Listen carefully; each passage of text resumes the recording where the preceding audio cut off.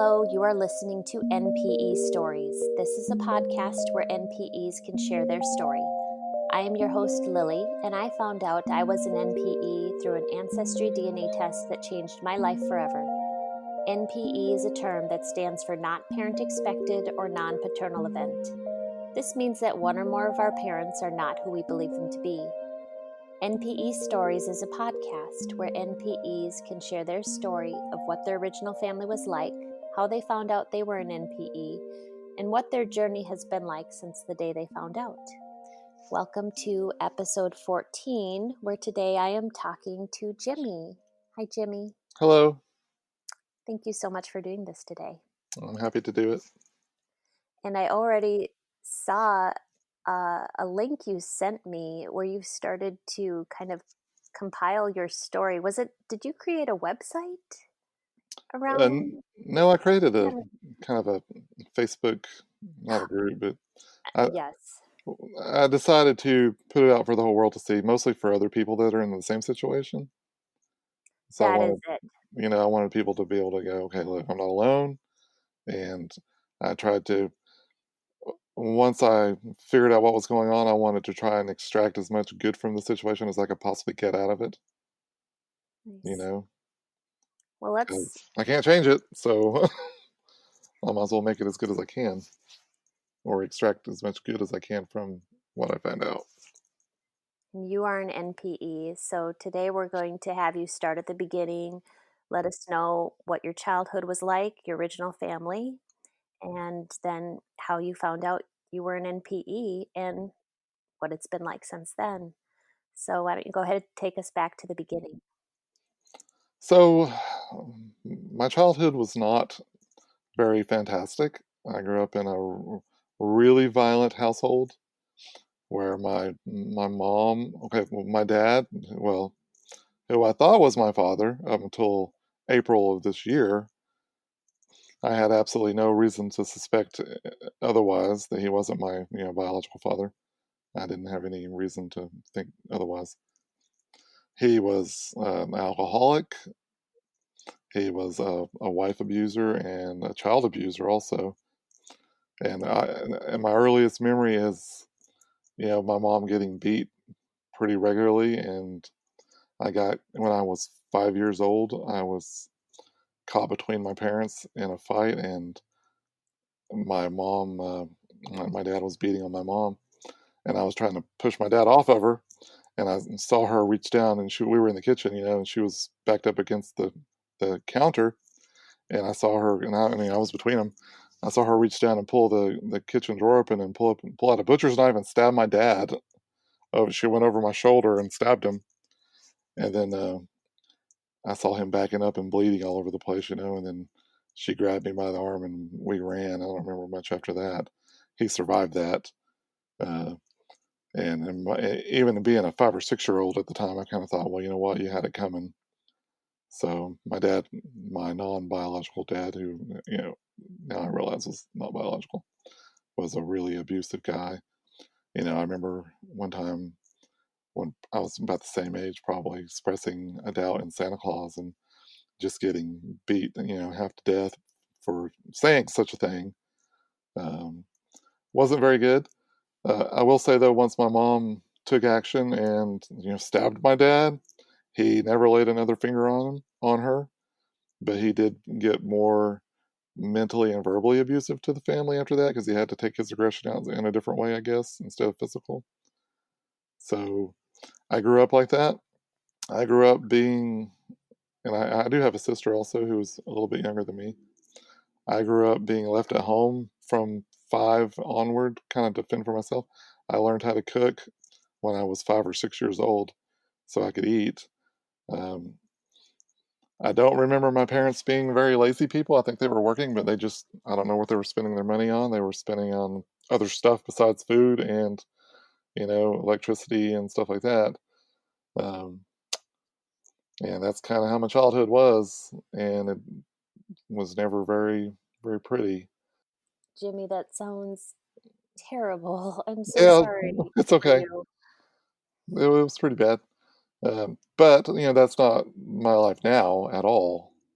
So And I'll get to that in a little bit. There's, I appreciate you feeling bad for me, but I would say don't, because I took my parents as an example of how not to live a life. Mm-hmm. You know, Yep. I took my dad's example of how not to treat a woman or a wife, and I took it as an example of how not to treat your children. And here I am, 51 years old. I have a fantastic marriage for 23 years now. I have really, really well-adjusted, intelligent children that are, you know, being very successful. I have a very successful career and I have a very happy life, and my wife's very successful, and she's in graduate school and she's a straight A student. My kids are quite intelligent, and I have a really happy life. So let me go back to growing up with my mom. My mom had a lot of lovers that I remember as a child, and we would go really often. We would go on little trips, me and my sister and my mom, and we'd go to, like, theme parks like Six Flags, kind of. And but my dad would be working, so he wouldn't go. But my mom would. There would always be a man waiting at the end of the trip, where we were going. There would always be a man, so my mom would, we'd go to a hotel, which we couldn't certainly not afford, and my mom would disappear, and me and my sister would be in a hotel room by herself. And I remember several times having to go knocking on hotel room doors and until I found her, and I would usually find her with somebody, eventually, and be like, we need, tell her we need food, or hey, what are we going to do? And so we were kind of the alibi to go meet, whatever man of the day she was interested in.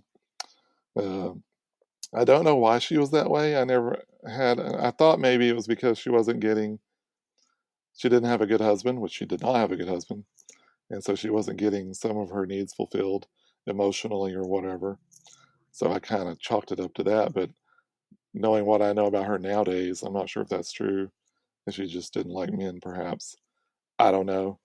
I can't get into her brain. She's no longer here. My the father that raised me is also no longer here, so I don't get to ask him questions. Um, we grew up on the East Coast, and eventually we moved to Oklahoma, where we I was actually born at. And my mom, we moved because we were told it was because my grandma wasn't doing well, and my mom wanted to be around her, when she had bad health. But the reality of it was they were trying to escape my mom's past and my dad's past probably also. So they thought by moving to a new place, they'd be able to kind of get away from it, and, not comprehending the fact that when you are the problem, you can't really move away from your problem. Your problem goes with you. And the problem followed her. So she still had a problem with men, and my dad, I speculate he got involved in doing meth, probably.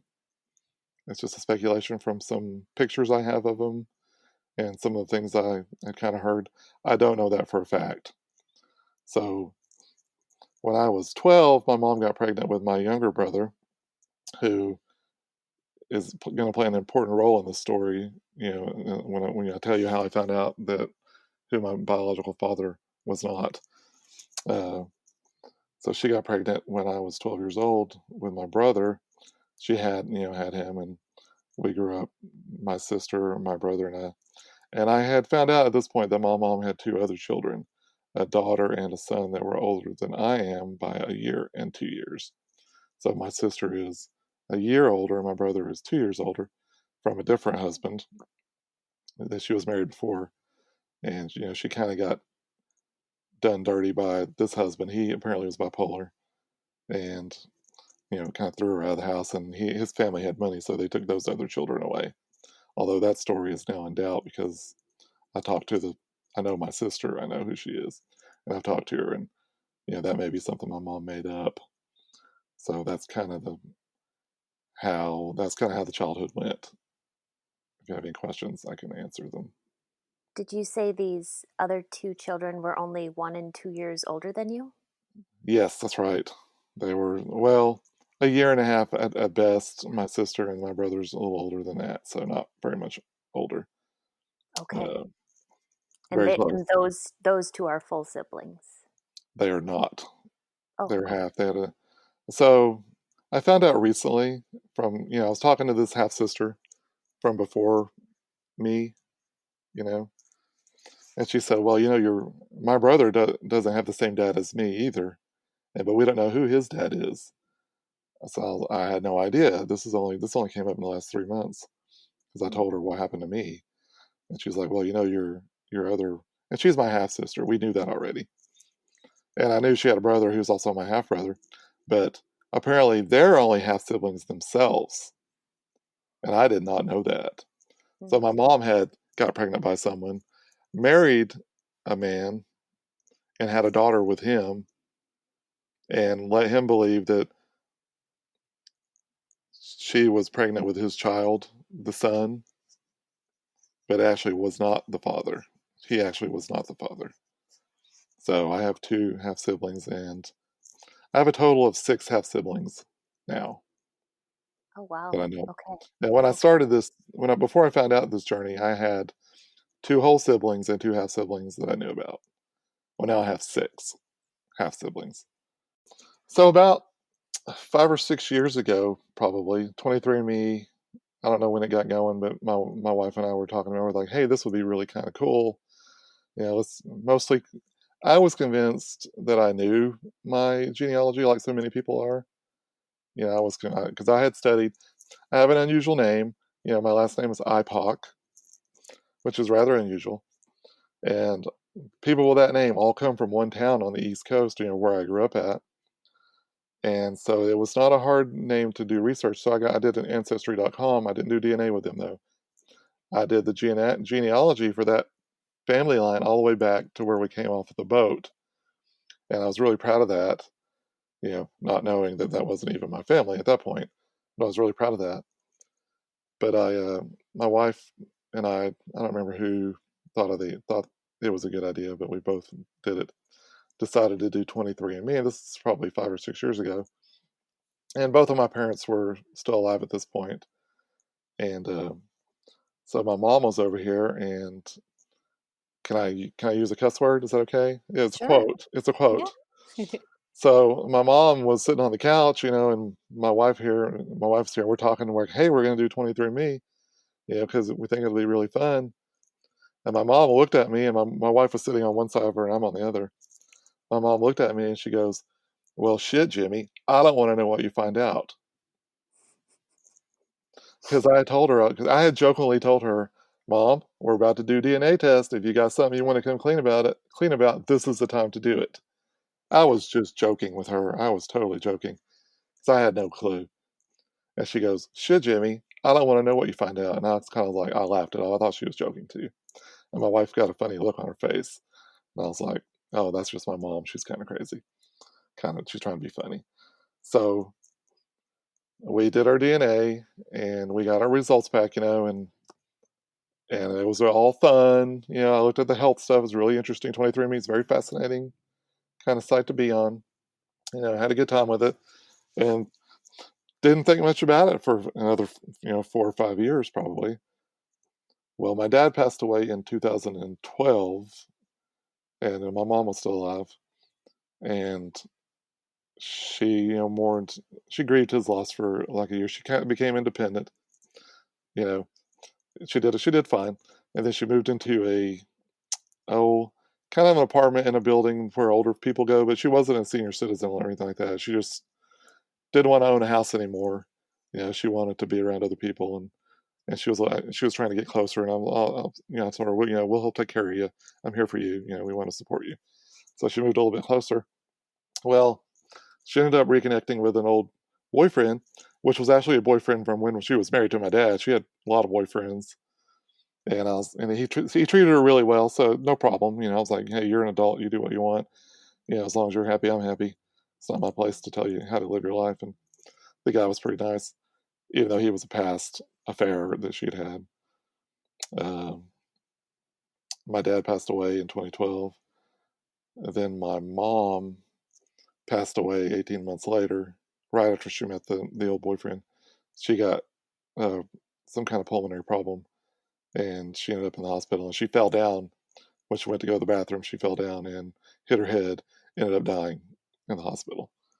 No, I'm sorry. So still didn't, I took care of that. I'm the oldest child, so I was kind of left with the responsibility of taking care of arrangements, the pretty normal thing people do, getting my parents' funerals and taking care of all that. And that's fine. I don't mind doing that. I took care of it. And then oh, well, this last April, about the middle of April, um, me and my wife, it's a Saturday probably. I think it's a Saturday. Me and my wife are getting ready to go somewhere, and she's, getting her makeup on and all that. I'm just like kind of laying in the bed waiting for her to get done. I'm already dressed. We're waiting to go somewhere. And I got the email that so many people get, you have new relatives, right? Yes. And I'm like, oh, cool. Okay, this is going to be cool. But usually they're fourth cousins or third cousins, nothing really significant. We all go in there and look at it, and it's really kind of fun. And I saw my brother's name, the one that was 12 years younger than me, and I saw his name. So I went and I noticed it showed, these DNA sites don't exactly know your relationship, so they look at your percentage of centimorgans and things like that, and they try to take a guess at it, and it confuses a lot of people. So it said he was my nephew. Well, he's not my nephew. I knew that. So I went and started studying what a centimorgan was and all that, and figured out that he was my half brother. So I texted him to make sure it was the right person. I was like, "Hey, did you take a DNA test?" He goes, "Well, my in-laws got me a test for Christmas, and I guess during Christmas they're really busy, so the results had finally got processed, and so it alerted me, hey, you have a new relative." And he says, so I'm texting back and forth with my brother. I'm like, "Hey, there's something going on here." He goes, "Hey, why don't you need to call me? Why don't you just call me?" So I called my brother up and I said, "Hey, what's going on?" He goes, "Well, I kind of figured this day might come at some point in time, you know, when you and your wife, her name's Brandy, took those DNA tests 5 years ago. Mom came to me and told me never ever to take a DNA test. She goes, you must never do it." And she told him that I was trying to disown my father using DNA, which is absolutely not true at all. I had no clue he wasn't my father. I fully believed he was my biological father, had for 50 years, had no reason to doubt it. And so I was really hurt by that, very, very hurt that she had done that. So we talked for a little while, and I was, pretty disappointed that he didn't at least let me know something that, something was going on, but he never did. He's the baby of the family. And he was always really spoiled. So I kind of went into a panic, and I went to my wife, and I was like, "Hey, look at this results." And she had a really perplexed look on her face, and she was like, "Oh, what does that mean?" I was like, "Well, it means that my brother is not my full brother." And we were just both in a state of shock, complete and utter shock. It's as you understand because you've been there. It's a very surreal moment in your life. Your brain tries to process it, but I don't think you can process it in one day. You just can't. So I started trying to figure out who might know something, and she was pretty close to her sister. So I, got on Facebook and messaged my aunt, my wife's, my mother's sister, and her immediate response is, "I can't help you. I don't know anything. I'm sorry." So I'm like, "Okay, that's possible." Well, about 30 minutes later, she messaged me back and says, "Well, I might know something." And I was like, "Okay." And I told her, "Look, I know my father's not my father. I know that for a fact." And she said, "Well, your mom told me she thought she might be pregnant when she married your dad." And I was like, "Okay." I was like, "Any idea who?" And she said, "No, I have absolutely no recollection of that." And if she's telling the truth or not, I do not know to this day. But it doesn't matter now because I know who my father is, who my biological father is, because I became obsessive about finding out, like so many people do. And so I told my aunt about my mom going to my brother and telling him, "You must never take a DNA test." And she let me know that it was because she wasn't sure who his father was, and she didn't want him to find out that his dad wasn't his dad. Oh, Yeah. And so I asked her, well, who did she think it was? And she told me the name who it was. And it was the it was a man that lived across the street from my parents when they were older that my dad absolutely hated, but I never knew why he hated him. It was the people from across the street. My mom had worked in a restaurant with this man and apparently had an affair, and she thought my brother might be the product of that, which I didn't even know that 12 years before that. She kept it a secret. And so the first thing I did was I learned how to use GEDmatch, and What my is this? brother, I What is learned this how to, called? GEDmatch.com, Oh, the website that I does, no, I haven't. I'm not aware of that one. oh, GED match. It's what they use to catch like the Golden State Killer and stuff like that. It's what the police use.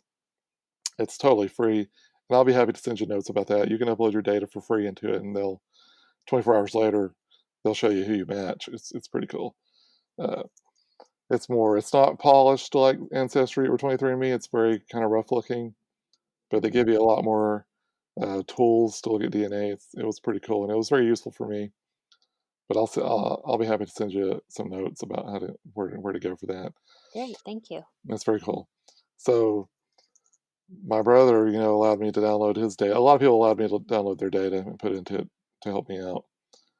So I messaged my sister, and I was like, hey, I don't know if you talked to our brother yet. I'm not naming their names because they're fairly innocent, so I don't want to, if they don't want to talk about it, that's fine. I'm not going to name names Okay. for any of these people. Uh, and she was apparently had no idea. She was in total state of shock, and she was also in a total state of anger at my mom. She was very angry at her, and my mom's already passed by this point, so she's very angry, and I was really angry too. That my mom had done this to me. In my mind, she had done it to me. You know, Wow. and pretty pissed off about it. So there were several weeks I was just kind of just befuddled. My brain was in a fog about this, and I really wanted to know who it might be, so I started going on, 23andMe and looking at the list of relatives, and you know, and one thing I forgot to mention was 3 years before this happened, before my brother took his DNA test, someone from California had messaged me on Facebook and said, hey, you're a part of our family, but we don't know where you fit at. We're trying to figure out where you fit into our family. And I, kind of looked at what they sent me, and I told them, I was like, look, well, I've traced both my family lines, my mother and my father, back all the way to as far as it can be traced. And I think you're just mistaken. And they were really nice about it. And they're like, oh, okay, well, sorry for bothering you. No problem. This comes into play a little bit later in a very important way. Hmm. And so I spent a lot of time trying to narrow. I took a lot of false leads, and what I figured out was when we're looking for something, we have at least I do, have a tendency to latch onto some data, and sometimes false data can get in there, and you'll at least I did. I latched onto it. It's like, okay, I think I know who my father is, and I'd be totally wrong. I see. I could Yeah. totally wrong. So I kind of stopped doing that. Well, eventually, after about 3 months, I kept narrowing it down, and the people that contacted me from California 3 years prior to that were very, very helpful in pointing me in the right direction, and finding out. Basically just started identifying. I took my brother's relative list, and I took my relative list off 23andMe, and I subtracted the ones that we knew were on my mother's side. So what was left were the ones that were only related to me and not him. Mm-hmm. And I started working my way down that list. And basically, I went on Facebook and I just my friend added every single person that I thought might be related to me through that family line. Mm-hmm. And nearly all of them accepted my friend requests. Wow. And yeah, nearly all of them. They have been absolutely fantastic. I got to give them credit. And I absolutely love that side of my family now. I have a great family. Uh, so after about 2 weeks of that, and me mentally processing my mother and what she had done to me, and in my mind had victimized me in some way, I decided that, Jimmy, you can't go back to 1967 and put yourself in your mother's mind. I cannot do that. I cannot go back and see what state she was in or what mental state she was in, or if she was on the streets and just trying to survive, maybe, Mhm. which was a part of her life at some point. So I decided just not to be angry about it anymore, and pretty much just let go of it right there after a couple of weeks. And I just kind of became neutral about it. I'm like, you know what? She's not here to answer questions. She's not here for me to even blame, and she's not here for me to be angry at. So for me to be angry is only going to hurt myself, and I just let it go. And I can honestly say I don't have any anger towards her about it. Some disappointment I do, because there was a span of time in there between when my when the father that raised me passed away and my real father died. He was still alive. There was time in there that I could have met him if she would have just come clean and told me, "Hey, now that your dad's gone, the one that raised you, I got something to tell you." But she didn't do that, and that cost me the opportunity to meet my biological father. So I'm disappointed in that. Yeah. But I can't go back and do anything about it. So what ended up happening, I just became obsessive about finding out who this man was, and a little bit obsessive about knowing the circumstances of how they came together. You know what I mean? Yeah. How they met up. Yeah, Although absolutely. that was a little bit lesser important to me than actually knowing who it was. Hmm. So I spent a huge amount of time. My wife would tell you I was obsessed because I was a man on a mission, you know. And my brother and sister, I have a little bit of an obsessive personality anyway. My brother and sister were like, "We have no doubt that you will discover who this is because you don't let go." And that's been kind of my flaw. Even for my wife would tell me to say that I just don't let go. That's about it. I started losing sleep. I went to my doctor because I wasn't sleeping at night because I lay awake running through people's names and genetic connections. You know what I'm talking about? Oh, I'd lay yeah. asleep at night in my brain going, "Is it this person? Can it be this person? Why cannot it be this? Why can it not be this person? How can I eliminate this individual?" And so I figured out the family that I belong to, but then it came a problem of figuring out which branch of the family I belong to. And I knew which family I belonged to because the people in California had been so helpful of giving me information about the family and their names and stuff like that. So I started friend adding people, and then I would just basically kind of cold call them on Facebook and be like, and I always started at the same. I am not a scammer. That's how I always started. I'm not here to scam you out of anything. you know, Here's my story. I would appreciate it if you could answer some questions for me.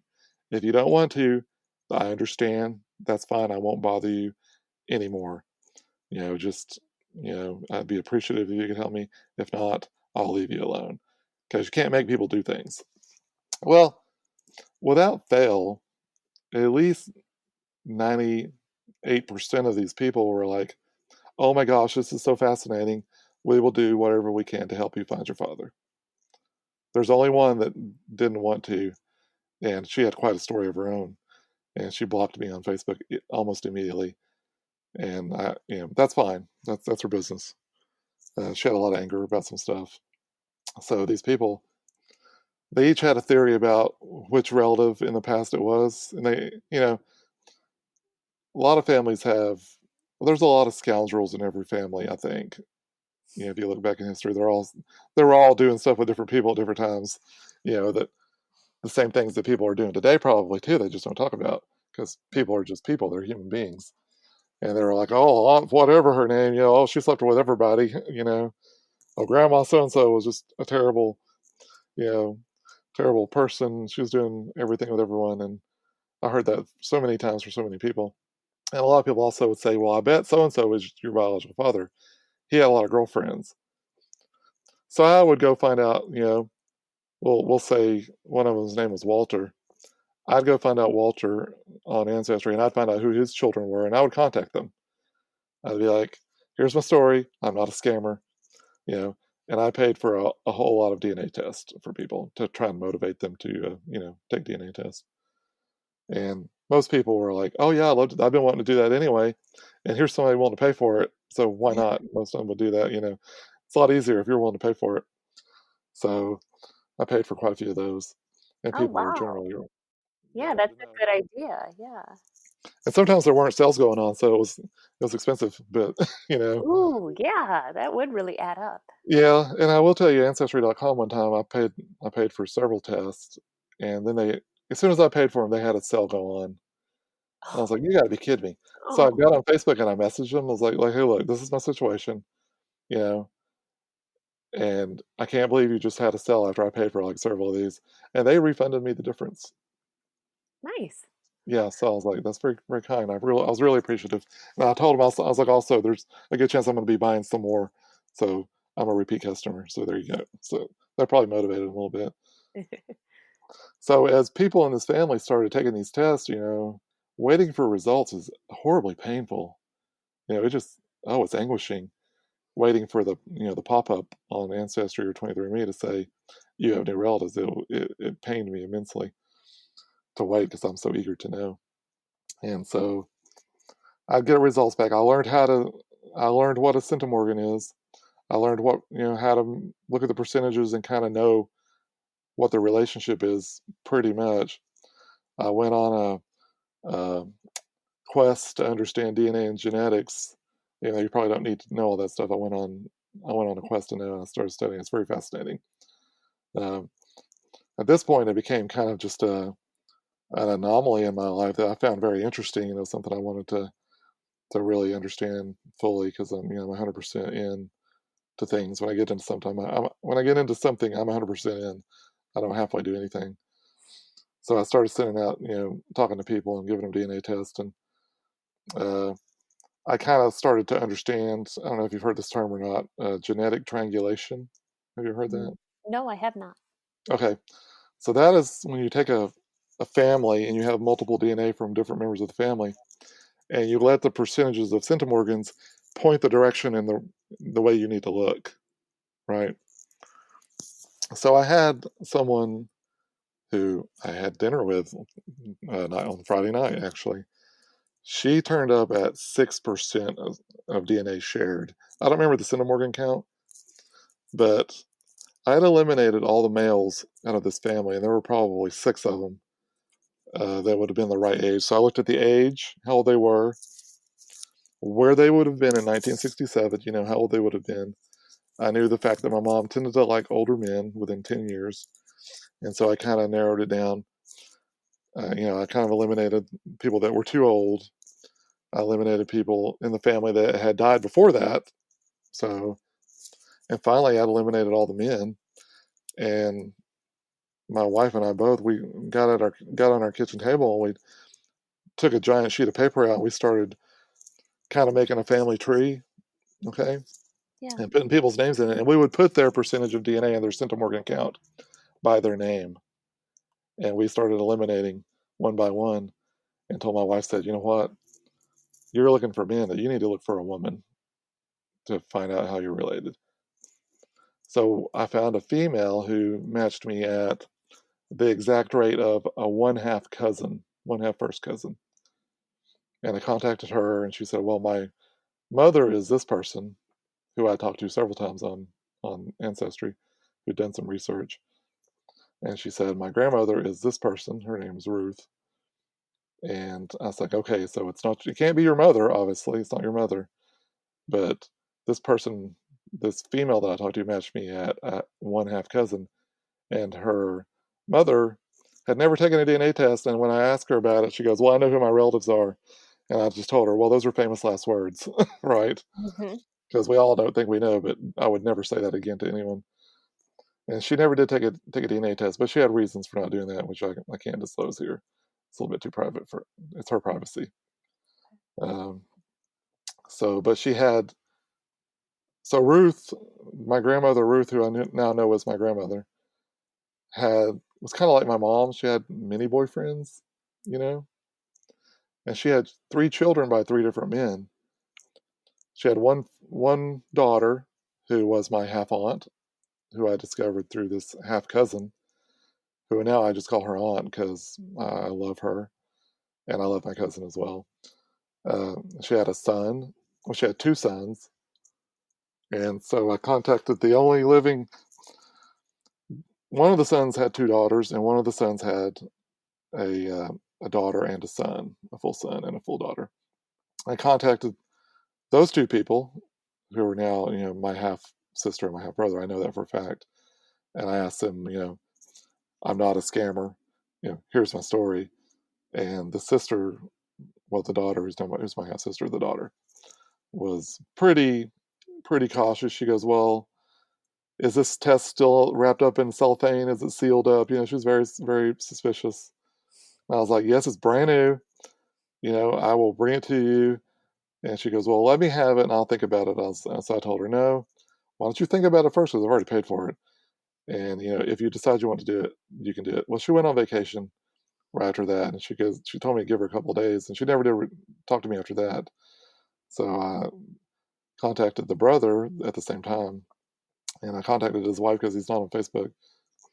And his wife said, "Here's the phone number. He wants you to call him immediately." So I called this young man. I'm 51. He is 47 or 48 right now, and he was absolutely thrilled. He told me, "I knew I had a brother somewhere. I just knew I did. I could just feel it."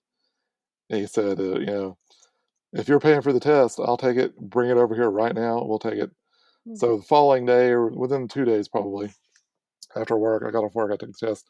I went over to his house. I watched him take the test. Since I paid for it, I was going to maintain the chain of custody on this thing. Yeah. Uh, I packaged it up. I took it to the post office and I dropped it off. And Ancestry had a sale right before this, and it took at least 4 months for this test to get in. It took forever, longer than any test in the history of my life. Oh no. It was horrible, Oh. horrible. And he's telling me, "You look like my dad," and they're showing me pictures of this man, and I look like him. I really do. My wife's like, "That's your dad." And I told her, I was like, "Well, I've been down false paths before. I'm not going to make any claims until I have data," even though I thought, well, the likelihood is pretty good. So we waited 4 months, and I didn't really have contact with these people because I didn't want to create false hopes or anything like that. And the test comes back, and sure enough, he's my half brother. So therefore, his father is my actual biological father. Mm. Yeah, and I was thrilled. Oh. My quest had been kind of, and also all of these people in this family had just been absolutely fantastic, and I've literally fallen in love with a lot of them. Literally, I mean that literally. That's So there, great. yeah, it turned out great. So during this waiting process and all this, these people are communicating with me a lot, and I'm going. They know that I'm kin to them. We don't know exactly how yet, but we know that I'm kin. It's factual that we're related because I'm in their family tree. So that's enough for them to claim me as a family member. So we're meeting for dinner, and they're agreeing to meet and talk about who we think the father is, and they're telling me all about him. And one of them gave me literally a box of hundreds of pictures, hundreds of them. So I'm scanning. I created an archive, you know, and I told the family members, I was like, "Look, I want to give something back to you in exchange for all of the kindness you've shown me and your willingness to share your DNA and your stories and all this stuff. I'm going to build an online archive for your whole family tree." Because, the ones in California had split off from this family probably in the 60s, you know, and they had kind of lost touch and they didn't really know about each other. And they said, "Well, we heard we had relatives that went to California, but we don't really know anything about them." And I told them, I was like, "Well, I know everything about them, and I will connect you so you all can kind of come together again and be a family." And so they were really appreciative. And I said, and on top of that, I'm building a family tree for you on Ancestry, and I've included pictures. I've got all the way back to your great great grandparents. I went out and done the research, and it's a gift. Oh wow. And also, I scanned pictures from all these different groups of different parts of the family tree, and I put them in an archive so they can see, their other family members going really far back in history.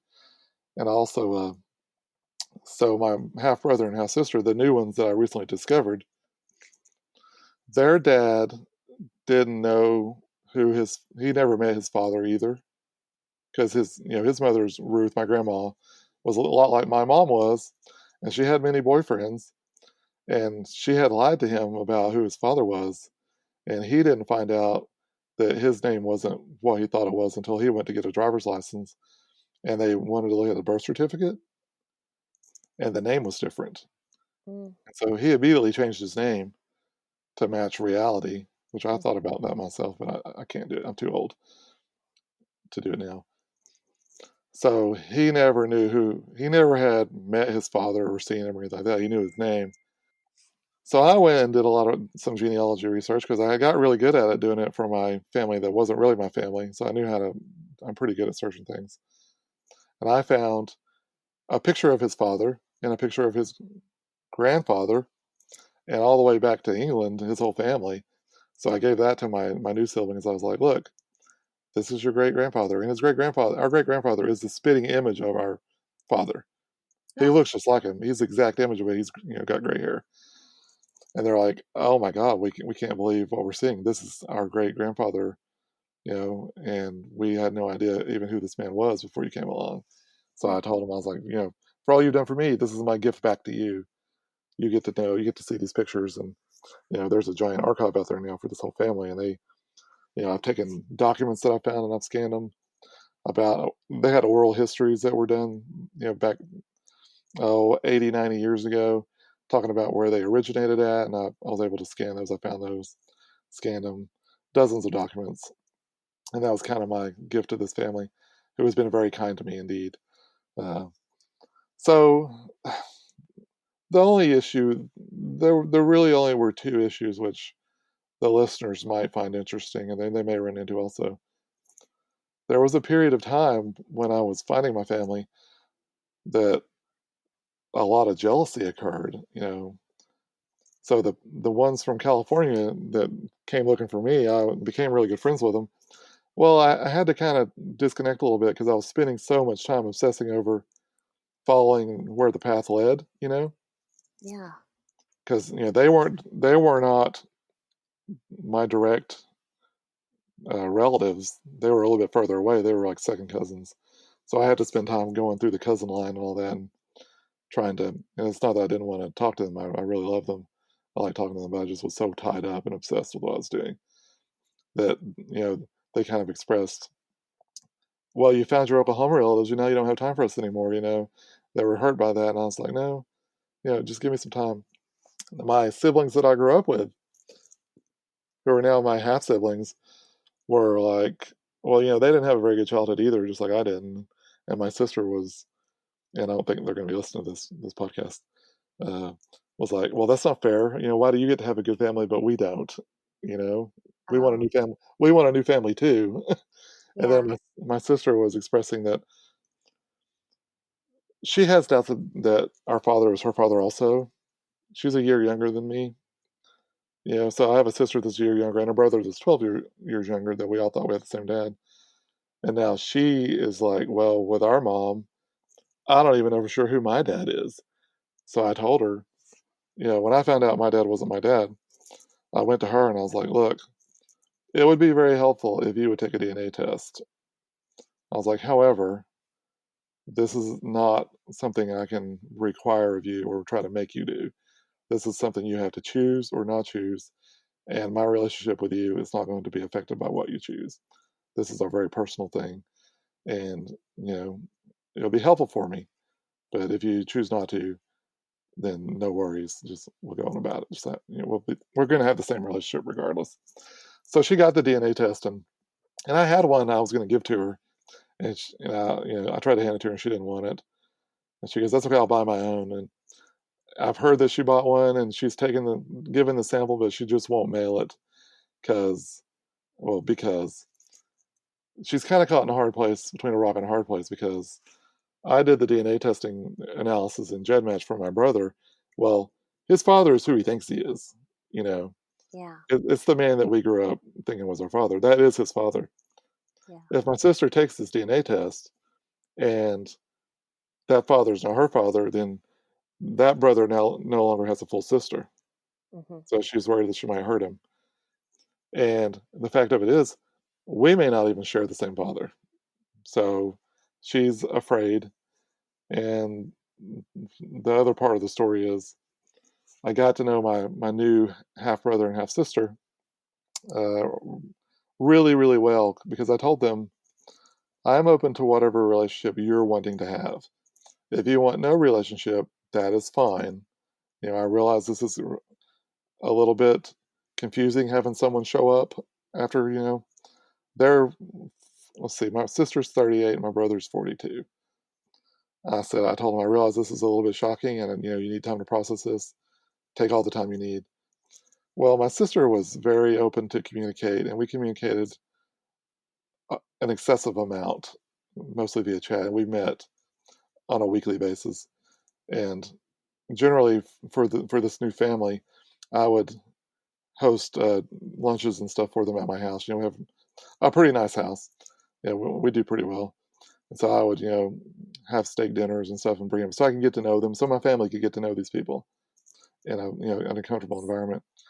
And they'd come over, and my brother came over once, and it was a good experience. He comes in the back door, through the garage, and goes roaming around the house, looking in the refrigerator, like a brother probably would. And my wife's just looking at me like, and I told her, it's okay. I think he's, he's wanting to be a brother. So I just kind of let him roam around the house, and he found some food to eat, and and I thought it was very funny. And we, pretty. I might do that too myself. And so we all just kind of sit down, and you know, my sister didn't come with him because they did not have a very good relationship. My brother and my sister, pretty much in their words, told me they hate each other for whatever reason. They told me a lot of reasons that didn't make sense. So I told them both. I was like, look, I would appreciate if you would not give me any information about your sibling, right?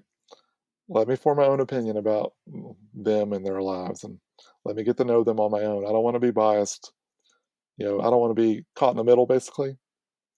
And they both said, okay, we're okay with that. If you ask questions, we'll answer them, but we will not offer our opinions about each other because they made it clear they didn't like each other. Well, my brother stopped communicating pretty quickly. Primarily he only communicated over text anyway.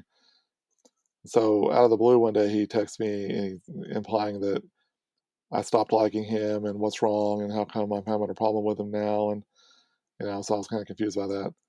So I messaged his wife who was on Facebook, and she let me know that he was suffering from bipolar disorder, and he sleeps a lot, he gets some paranoia, and if you don't communicate with him every day, he assumes the worst. And I was like, okay, I understand. I will take that into consideration, with him, and I'll let him know that no, I don't have a problem with you. You're still my brother. You know, we need to get together. I want to, I tried to set up a lunch with him, just he and I, without any family around, so we can, just talk. And he just never could make the time to do it. I think, because of his bipolar. So I got to know my sister, who was a lot more open to communicating. So we communicated via Facebook a lot. Um, and we set up a kind of an appointment at a restaurant, just her and I, to meet for the first time. And we met for like 4 or 5 hours, and we talked. And Wow. it was really kind of interesting. It was very awkward. She had a hard time, and she told me, she goes, "Look, I have a hard time with people. I have a lot of anxiety, and I have trouble communicating." I'm like, "Okay, I understand. There are people like that, so we'll work through it." And so we chatted a lot, and we chatted for hours upon hours upon hours about all kinds of things. And my wife pointed out, do you think it's really healthy, the amount of communication you're having with her? And I was like, my wife's really smart. She's a really she knows people really well and how they operate and what makes them tick. And even before she had a degree in it, in psychology, and now she's in graduate school for to be a therapist. Oh, Yeah, she's gonna. oh, wow. Yeah, Oh, that's actually yeah, helpful. it's very helpful because she said there's a need for people to help people who are in your situation that's not being fulfilled right now. There's a lot of people now finding out that they're NPEs, and this is not a field that therapists have really focused on because now DNA has Yeah. become really 50 years ago these people had no idea that we would be able to know that they were lying about who the parent was or whatever. And now they're in for a surprise. So my wife's Yep. taking a lot of notes, but she was also kind of keeping an eye out for me because I was fully immersed in getting to know my siblings, probably to an unhealthy level because I want to know every little detail. And my sister, we think probably has a borderline personality disorder, and she was really drawing me in, and I was also playing a role in that too. I don't want to just blame her. Of just letting myself be consumed with getting to know her and wanting to getting to know things about my father and all that, and basically, to make a long story short, eh, we were not able to form a healthy relationship with either of my half siblings, with either of them. And at this point in Mhm. time, we're in absolutely no communications and we have no relationship. And I kind of did that because there was no road I could see that would be a healthy relationship with either of them because of their issues that they have, their emotional issues they both seem to have from their childhood, they would say probably. And maybe that's true. I don't know. They had pretty hard childhoods of their own, as from what I understand. So I don't blame them for what's happening. But as far as the other family members go, the cousins and the aunts and uncles, I'm in love with them all. And we have fantastic relationships. I literally love them. They're like, so, at the beginning of this interview, I told you that I was going to try to get the best out of it that I could out of the situation. And I literally have come out of this as a winner because of what I've gained from these people and the relationship that I have with my new aunts and uncles and cousins. I love them all dearly, and I communicate with them often. And we go out and eat, and we talk, and you know, we have a great time.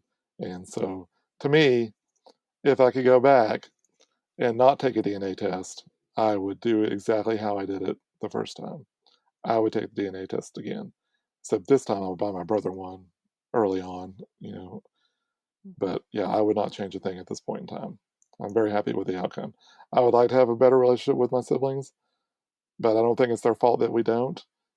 It's just I have a very stable life, and I have for a long time. I have a very good marriage. I have very well-adjusted children. I have a great career, and I have a very happy life.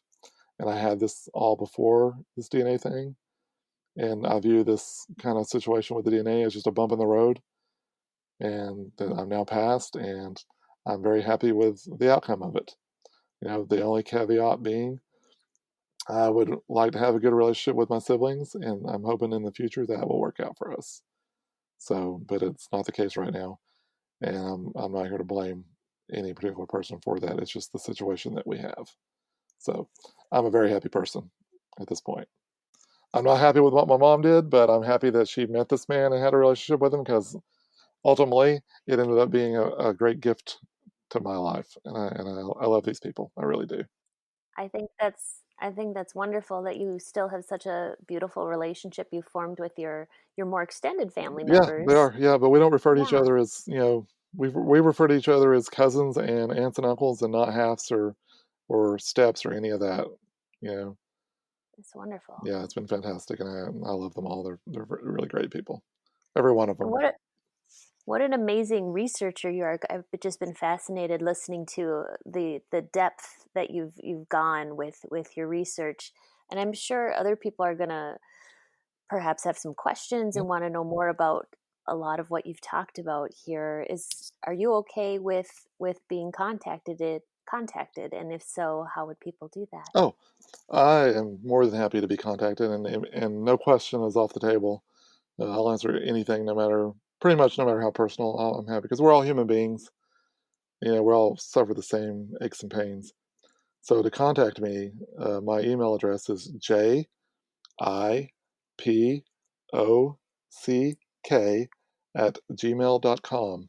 And if anyone contacts me, I'll send them a list of the resources I use to do the research, and also I came across some really fantastic genealogy books that were really useful for me. And also some of if they want to get into a deeper level of understanding DNA and how DNA works, which is what this forced me into understanding, I've got some great resources for that too, if they want to know the biochemistry and stuff like that, because it's an interesting topic. Thanks again to Jimmy for sharing today. These stories are here for us to identify with. If you are an NPE that would like to share your story, email npestories@gmail.com. You do not have to give any identifying information. I am searching for more NPEs to share their story, and I'd like to hear from you. Subscribe to this podcast to hear more.